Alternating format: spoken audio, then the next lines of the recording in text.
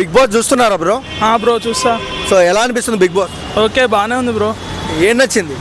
ఏం నచ్చిందంటే టాస్క్లైనా కొంచెం ఇమాన్యుయల్, సుమన్ శెట్టి వాళ్ళు బాగానే ఆడుతున్నారు.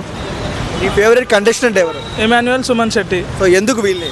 ఎందుకంటే ఇమాన్యుయల్ మంచి ఎంటర్టైన్ చేస్తున్నాడు, ఆడుతున్నాడు. సుమన్ శెట్టి కూడా ఆడడం కొంచెం తక్కువైనా ఎంటర్టైన్ చేస్తున్నాడు. ఇప్పుడు ఆయన ట్రూ కలర్స్ బయట పెడుతున్నాడు. సుమన్ శెట్టి గారిని ఫిజికల్ టాక్స్లో తొక్కేస్తున్నారు అంటున్నారు కదా, ఏం చెప్తారు దాన్ని? అవును తొక్కేస్తున్నారు, కానీ ఆయన ఫిజికల్గా ఏం లేడుగా స్ట్రాంగ్గా. ఫస్ట్ కొంచెం పొట్టిగా అయినా అంత బాడీ కూడా ఏం లేదు. సో బిగ్ బాస్కు ఎక్కువ కంటెంట్ ఇచ్చేది ఎవరన్నా? సంజన. ఎలా చెప్తున్నారు? దొంగతనాలని అవ్వని ఆమె ఒక బెస్ట్ కంటెంట్ క్రియేటర్ బిగ్ బాస్లో. ఇంకా అంటే దొంగతనాలు చేస్తే బిగ్ బాస్ కంటెంట్ క్రియేట్ అదే అనుకోని క్రియేటర్ కంటెంట్ చేద్దాం అనుకుని దొంగతనం చేస్తుంది. దృష్టి అంతా నా మీద ఉండాలని దృష్టి ఉంది కదా. సంజన గారిని ఫస్ట్ వీకే ఎలిమినేషన్ చేద్దాం అనుకున్నారు, కానీ బాగా ఆడుతుంది గేమ్. ఎలా అనిపిస్తుంది? సెకండ్ వీక్ బాగా ఆడుతుందంటే ఇక దొంగతనాలు తగ్గిస్తే అసలు ఆమె గేమే ఉండదు. దొంగతనం తగ్గిస్తే అంతకుమించి ఏమో. నిన్న కూడా నాగార్జున సార్ గట్టిగానే వేసుకుండు.